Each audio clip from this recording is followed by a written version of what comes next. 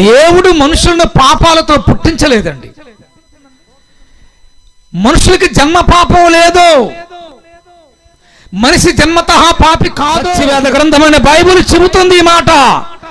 ప్రసంగి గ్రంథం 7వ అధ్యాయం 29వ వాక్యంలో ఇది ఒకటి మాత్రమే నేను కనుగొంటిని, అదేమనగా దేవుడు నరులను యథార్థవంతులుగా పుట్టించెను గాని వారు వివిధమైన తంత్రములను కల్పించుకుని ఉన్నారు. అద్భుతమైనటువంటి మనిషిని దేవుడు పాపములో పుట్టిస్తాడా?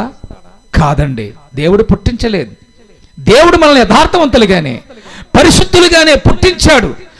మనమే స్వతహాగా మనకు మనముగా బుద్ధిపూర్వకంగా జ్ఞానపూర్వకంగా అజ్ఞానపూర్వకంగా మాట వల్ల మనసు వల్ల చూపు వల్ల నడక వల్ల మనస వాచ కర్మన మనమందరము పాపం చేసి